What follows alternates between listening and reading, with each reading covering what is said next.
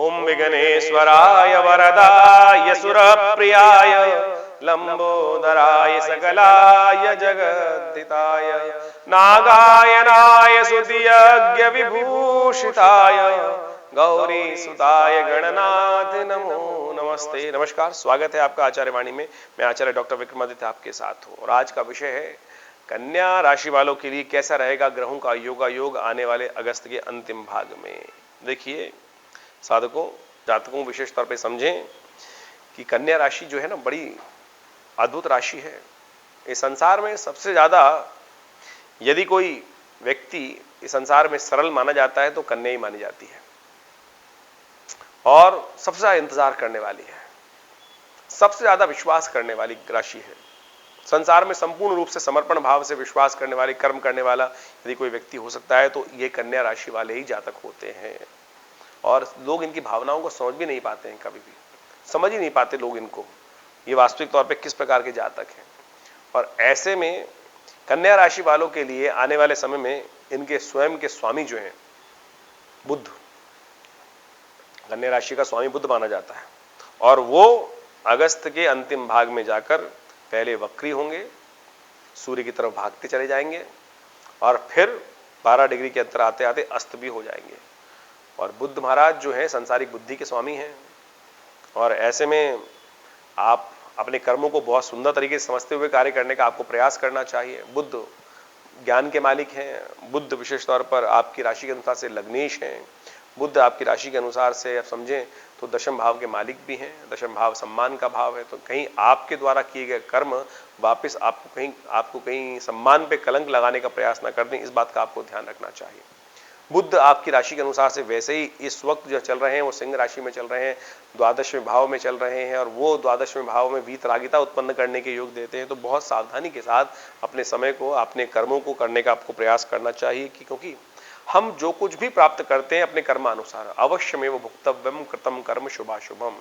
यदि हम बुद्धिमान के साथ, ज्ञान के साथ कर्म करने का हमें प्रयास करना चाहिए, क्योंकि हमारे द्वारा किए गए काम ही हमको उसका फल भुगता है। किसी पड़ोसी के किए गए कर्म का भोग हम नहीं भोगते हैं या किसी और के व्यक्ति के कर्म का भोग हम नहीं बोलते, हम अपने कर्मों का। इसलिए हम अपने कर्मों को सुधारने का प्रयास यदि कर ले, सही दिशा में पकड़ ले, सही ज्ञान से, सही गुरु के सानिध्य में रख ले तो हम सब कुछ ठीक कर सकते हैं। ये बात हमें समझने का प्रयास करना चाहिए। तो कन्या राशि वालों, कैसा रहेगा ग्रहों का योगायोग आपके लिए आने वाले समय में? कहाँ कुछ आपके लिए ग्रहों ने खेल रचा हुआ है वो आपको समझना चाहिए। इस वक्त आपके लिए कैसा है?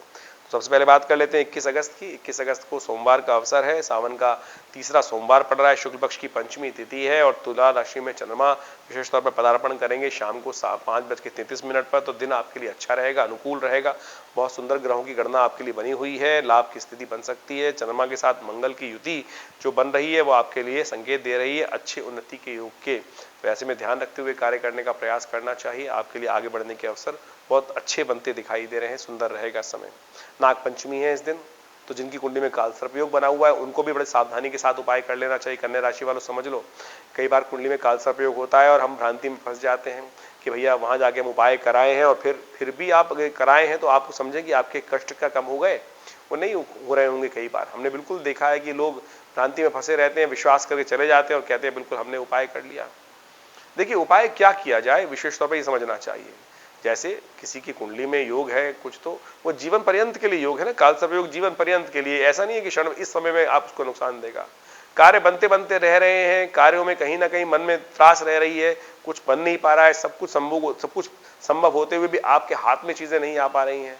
सब कुछ है आपके पास लेकिन वो चीज जो है प्राप्त करने के लिए नहीं हो पा रहा है योग। तो कारण क्या है? वो कहीं ना कहीं काल सर्पयोग का कष्ट हो सकता है। इस प्रकार से लगेगा फिर पितृदोष हो गया, ये हो गया, वो हो गया, बहुत सारी चीजें, लोग भ्रांति में फंस जाते हैं।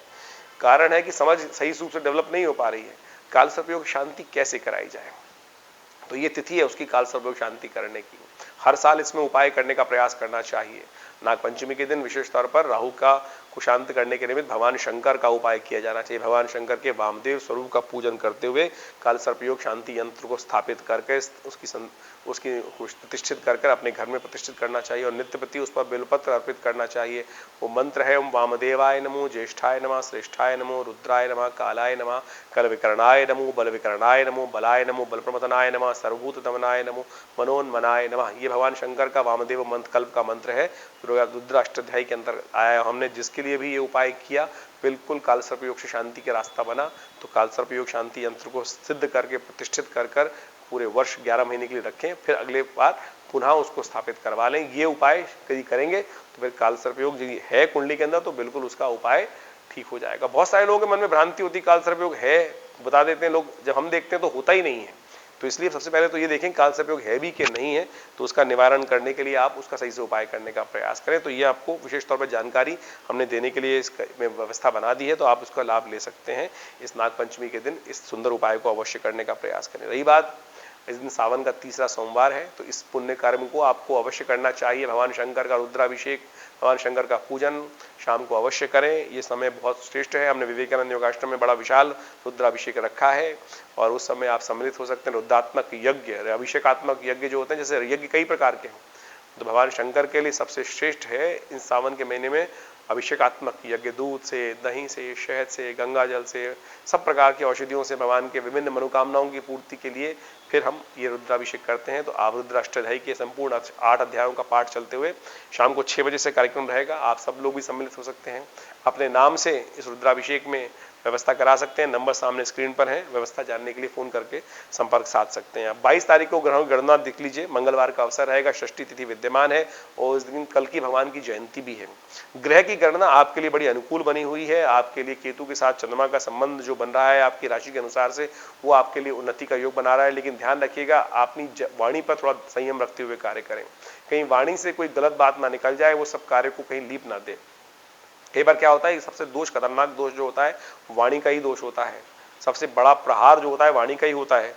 शायद तलवार भी इतना प्रहार नहीं कर सकती है। तो ऐसे में चंद्रमा का केतु के साथ योग बनना कहीं ना कहीं वाणी दोष दे सकता है। तो ऐसे में ध्यान रखते हुए कार्य करें। चावल का दान करना आपके लिए श्रेष्ठ रहेगा। ग्रह गणना आप तो दिखा रही है जिस बात की, कल की भगवान की जयंती है। भगवान विष्णु के मंदिर में जाकर कल की अवतरण होगा। संसार का एक नियम है, भविष्य पुराण का वाक्य है, बिल्कुल कल अवतार होगा। कलयुग की आयु है 4,20,000 वर्ष, अभी तो 5,000 वर्ष हुए हैं। और जब अभी तो बहुत आनंद से भगवान का नाम स्तवन होता है। कलयुग का वर्णन जो कहा गया है कि सब जो अनिष्ट की योग बनेंगे वो बहुत वृहद है, कभी बताएंगे उसके बारे में। तो 4,20,000 वर्ष की आयु है, भगवान का अवतरण होगा। तो लेकिन शास्त्र में तिथि भी निर्धारित है, तो इस बात को समझ लेना चाहिए कि इस तिथि पे ही होगा भगवान का धर्म संस्थापनार्थाय। तो समय आएगा तो फिर भी भगवान विष्णु का पूजन करें, उनका विशेष तौर पर शालिग्राम जी का पूजन करके, चरणामृत उन्हें अर्पित करके उनका पूजन करें, उनका आशीर्वाद ग्रहण करें। ये सबसे श्रेष्ठ उपाय है आज की तिथि में। 23 तारीख की बात करें तो बुधवार का अवसर, सप्तमी तिथि, शीतला सप्तमी इस दिन रहेगी। माँ शीतला का पूजन किया जाता है और समस्त प्रकार के बीमारियों को ठीक करने के लिए शीतला माता का आशीर्वाद बड़ा कल्याणकारी होता है। ऐसे में ग्रहों की गणना आपके लिए बनी हुई है अच्छी और आपके लिए आगे बढ़ने के संकेत मिल रहे हैं। लेकिन सब चीज़ों को ध्यान से करने का आपको प्रयास करना चाहिए। यहाँ पे शनि महाराज आपके लिए स्वास्थ्य के मामले में कष्ट देने के योग लगातार दे रहे हैं और जहां वो चल रहे हैं वो विशेष तौर पर रोग शत्रुओं को वृद्धि करने के योग दे रहे हैं। तो ऐसे में ध्यान रखते हुए कार्य करें। अपनी महत्वाकांक्षा पे थोड़ा सा ध्यान रखते हुए कार्य करें, कहीं गलत ना फंस जाएं। हमने एक अलग से वीडियो बनाया था सूर्य के ऊपर, वो आपकी राशि के अनुसार समझ लीजिएगा कि क्या कुछ ग्रहों का योगा योग आपके लिए आने वाले 30 दिन तक चल रहे हैं। आप उस वीडियो को जाके देख सकते हैं। कन्या राशि वालों के लिए सूर्य का क्या प्रभाव रहेगा आने वाले समय में। ये जो थोड़ा कष्ट का योग चल रहा है, महत्वाकांक्षा आपको कष्ट दे सकती है, ध्यान रखिएगा। ये सूर्य को कंट्रोल करना बहुत जरूरी है आपके लिए। और ऐसे में एक उपाय करें, विशेष तौर पर शीतला माता का समय है, स्वास्थ्य के मामले में थोड़ा ग्रह भारी चल रहे हैं, तो मंदिर में जाकर झाड़ू का दान करना आपके लिए बड़ा शिष्ट रहेगा। अब बात कर लेते हैं हम 24 तारीख की ग्रह गणना की। 24 तारीख को बृहस्पतिवार का अवसर है, अष्टमी तिथि है और इस दिन ग्रहों का परिवर्तन सुबह सुबह हो रहा है। चंद्रमा सूर्योदय से पहले ही परिवर्तन की तरफ जा चुके हैं। आपके तृतीय भाव में थोड़े से कमजोर स्थिति में जा रहे हैं, वृश्चिक के होने जा रहे हैं। और उस दिन बुध भी वक्री होंगे। बुध वक्री होकर सिंह राशि में विशेष तौर पर रहेंगे, तो थोड़ा वियोगात्मक योग दे सकते हैं आपको। थोड़ा सा संसार से बड़ी दुखी भाव उत्पन्न हो सकता है, कोई आपका तिरस्कार कर सकता है, ऐसे योग बन सकते हैं। तो थोड़ा सावधान रहते हुए कार्य करने की जरूरत है आपके लिए। बुध का वक्री होना जो आपके लग्नेश है वो आपके लिए कष्टकारी हो सकते हैं, तो ऐसे में ध्यान रखें आप, आपके लिए बहुत जरूरी है। और साथ साथ चंद्रमा भी थोड़ा आपका कमजोर चल रहा है, हो गया है। तो चंद्रमा का कमजोर होना मन को वैसे ही हतोत्साहित करता है। ऐसे में उपाय क्या किया जाए? भगवान शंकर का उपाय आपकी राशि के अनुसार से सबसे श्रेष्ठ निकलता है। तो ऐसे में भगवान शंकर का दही के द्वारा अभिषेक, घी के द्वारा अभिषेक करना बड़ा कल्याणकारी रहेगा। इन सब चीजों से साथ साथ विजय, यदि आपको कोई कष्ट आ रहा है तो विजया यानी भंग के रस से भगवान का अभिषेक करें, यह आपके लिए बड़ा सुंदर उपाय है। इसको करने से कल्याण के योग बनेंगे। दुर्गा अष्टमी है इस दिन। एक बात का और उपाय कर सकते हैं, भगवती पार्वती के मंदिर में जाकर, भगवती सिंहवाहिनी दुर्गा के मंदिर में जाकर दूर्वा अंकुर भगवती को अर्पित कर सकते हैं। आमतौर पर एक कहा जाता है कि भगवती दुर्गा को दूर्वा नहीं चढ़ती है, लेकिन दुर्वा अष्टमी, सावन की अष्टमी के दिन दुर्वा एक ही तिथि है जिसमें चढ़ाने से समस्त प्रकार की मनोकामना सिद्धि के योग बनते हैं। इसको कर लेना चाहिए। भद्रा रहेगी इस दिन, तो दोपहर को 3:27 तक।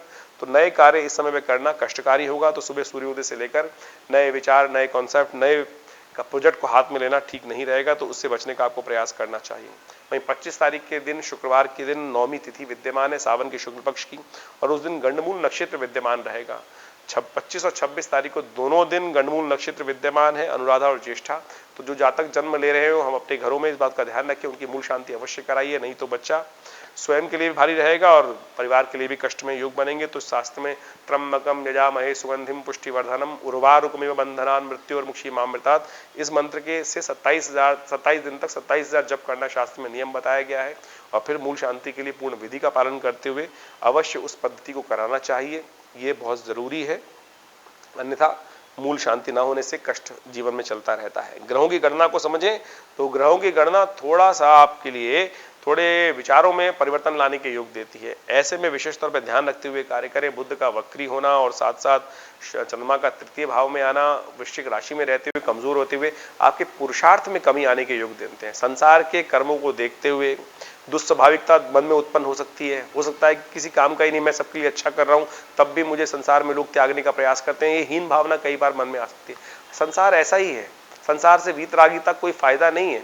देखिए, संसार में रहो तो संसार की तरह रहो। कमल का एग्जाम्पल है ना, उस कीचड़ से उठकर ऊपर यदि रहोगे तब जाके संसार में रह सकते हो। तो ये संसार ऐसा ही है जिसमें निरसता बताई गई है। इसमें लिप्त होने से भी कोई फायदा नहीं है, हटने से भी कोई फायदा नहीं। तो उपाय करने का आप प्रयास करें।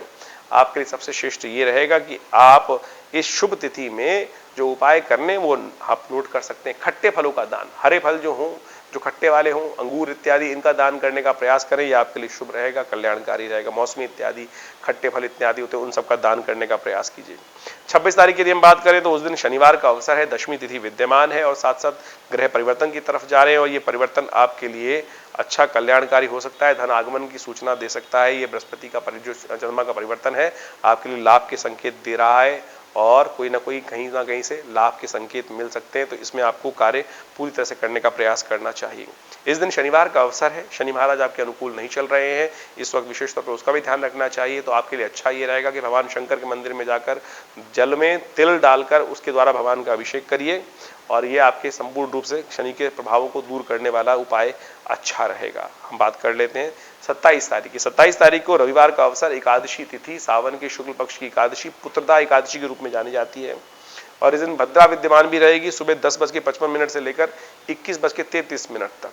तो एक बात समझें कि भद्रा जो है वो नए कार्यों पर निषेध करने के लिए शास्त्र में वर्णित की गई। तो कई लोग कहेंगे इस दिन सर्वार्थ सिद्ध योग भी विद्यमान है, लेकिन सर्वार्थ सिद्ध योग के साथ साथ भद्रा भी विद्यमान है, तो सर्वार्थ सिद्ध योग निस्तेज हो गया।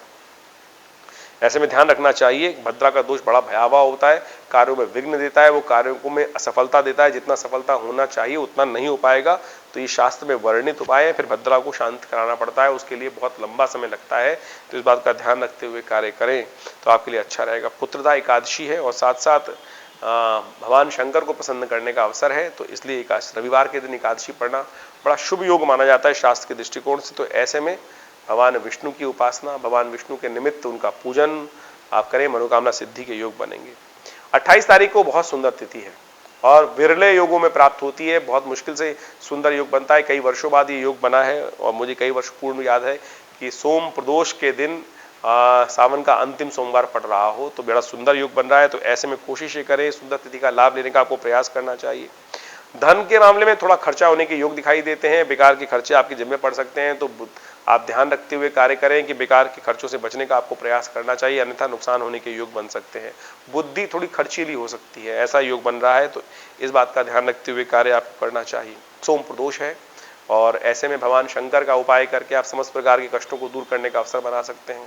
तो सावन में सोम प्रदोष मनोकामना सिद्धि वाली तिथि, उसमें विशेष तौर पर शाम के समय मुहूर्त जो होता है, 2 घड़ी का मुहूर्त है। तो ऐसे में विशेष तौर पर ध्यान रखें, सूर्यास्त के बाद जो 2 घड़ी का समय रहता है वो विशेष तौर पर प्रदोष काल रहता है। ऐसे में भगवान शंकर का विशेष स्तवन करें। हमने विवेकानंद योगाश्रम में इसी समय में शाम को 6 बजे से लेकर रात्रि के 8 साढ़े 8 बजे तक सुंदर रुद्राभिषेक रखा हुआ है। सावन का अंतिम रुद्राभिषेक, अंतिम सोमवार का अभिषेक है, तो आप सब लोग इसमें सम्मिलित हों, भगवान का विशेष तौर पर पूजन करें, रुद्राष्टाध्यायी के द्वारा रुद्राभिषेक करें, दूध से भगवान का स्नान कराएं, दही से भगवान का स्नान होगा, भगवान का विशेष तौर पर भस्म से स्नान होगा, भगवान का विशेष तौर पे शहद से स्नान होगा, घी से स्नान होगा, विजया के रस से होगा, इच्छुर रस से भगवान का स्नान होगा। ये सब तरीके से पूर्ण विधि के अनुसार से षोडशोपचार भगवान का पूजन करने के उपरांत सुंदर व्यवस्था रहेगी। आप भी इसमें सम्मिलित हो सकते हैं, अपने नाम से हम इस अनुष्ठान में भाग ले सकते हैं। विधि जानने के लिए फोन नंबर्स पर संपर्क साध के अपने स्थान को आरक्षित करा सकते हैं। बड़ा सुंदर पर्व है, इसका लाभ अवश्य लें। जो लोग दिल्ली में हैं, विवेकानंद योगाश्रम में सादर आमंत्रित हैं। आइए शाम को 6 बजे से हमारे साथ रुद्राभिषेक में भाग लें। कल्याण का अवसर है, सुंदर अवसर है, इसका लाभ होना चाहिए, क्योंकि फिर पता नहीं कब प्राप्त हो। इस संसार में जितना जल्दी शुभ कार्य करने का अवसर प्राप्त हो तो संकोच नहीं करना चाहिए।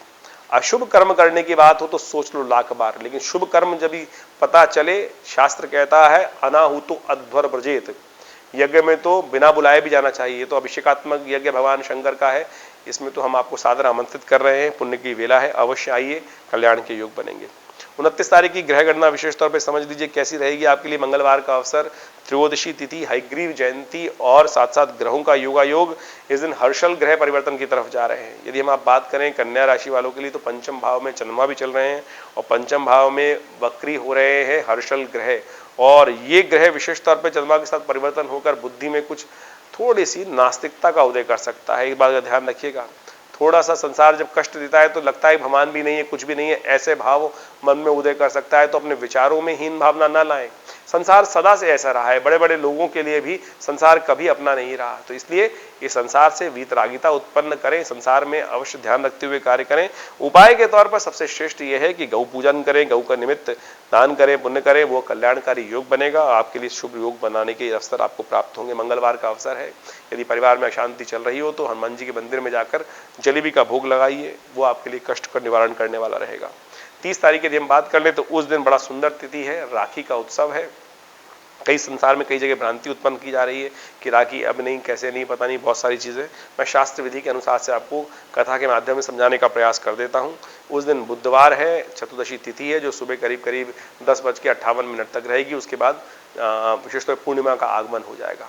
तो देखिए, जब पूर्णिमा हो गई तो विशेष तौर पर पूर्णिमा पूरे दिन मानी जाएगी। तो उस दिन उपाकर्म, श्रावणी, ये सब कर्म करने का अधिकार रहेगा, सुबह से आरंभ हो जाएगा वो सब।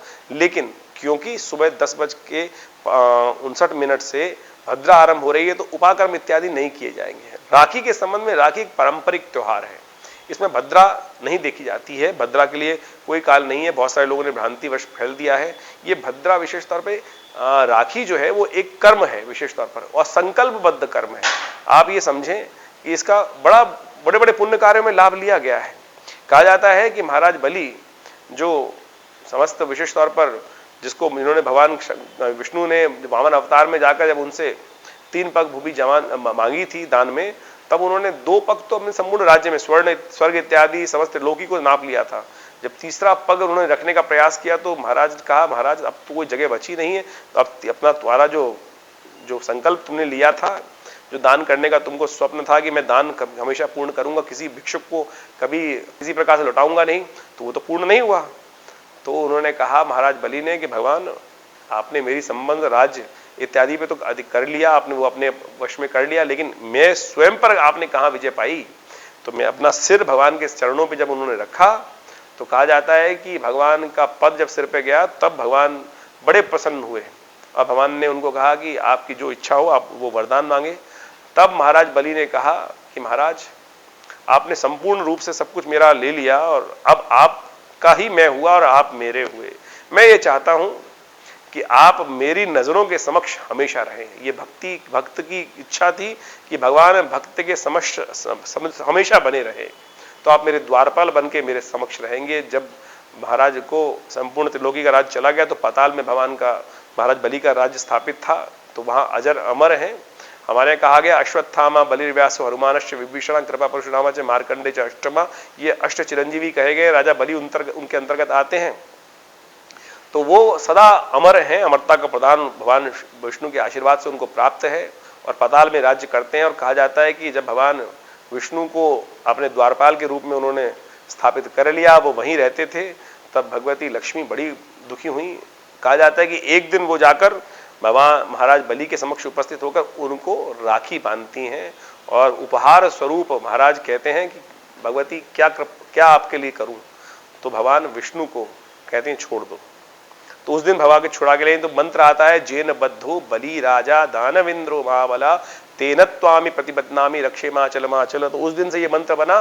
तो ये लौकिक त्योहार है, इसको इस प्रकार से समझे कि भद्रा में बांधने की आवश्यकता नहीं है। ये तो जब आवश्यकता पड़ी तब, आज मेरे को आवश्यकता पड़ी है किसी के साथ रक्षा करने के लिए, अपने संकल्प के बांधने की, तो उसको आप बांध सकते हैं। तो इसमें ये ना प्रशस्त, ये उपाकर्म के लिए, श्रावणी कर्म जो हम जनेऊ धारण करते हैं, जनेऊ के लिए उपाकर्म को चेंज करने के लिए ये नियम बनाया गया है। तो उसके लिए नियम रखें भद्रा का, इसमें निषेध न फंसे। शास्त्र में इस बात को प्रमाणित किया गया है, हमने आपको समझाने का प्रयास किया। ग्रह गणना जो है वो आपके लिए थोड़ी सी भारी दिखाई देती है, स्वास्थ्य के मामले में थोड़े ग्रह भारी हैं, तो चंद्रमा थोड़ा परिवर्तन करके छठे भाव में जाने के कारण से स्वास्थ्य के मामले में कष्ट देने के योग दे रहा है। तो ध्यान रखिएगा, इस बात का ध्यान रखते हुए कार्य करें तो आपके लिए अच्छा रहेगा। ऐसे में आपके लिए उपाय के तौर पे सबसे श्रेष्ठ ये रहेगा कि ऐसे में सत्यनारायण व्रत करें, भगवान सत्यनारायण का पूजन करें, भगवान विष्णु का चरणामृत ग्रहण करें। ये उपाय समस्त प्रकार से, भगवान का चरणामृत जो है ना वो किसी औषधि से ज्यादा है। भगवान का चरणामृत जब लिया जाता है तो एक मंत्र पढ़ा जाता है, अकाल मृत्यु हरणम सर्व व्याधि विनाशनम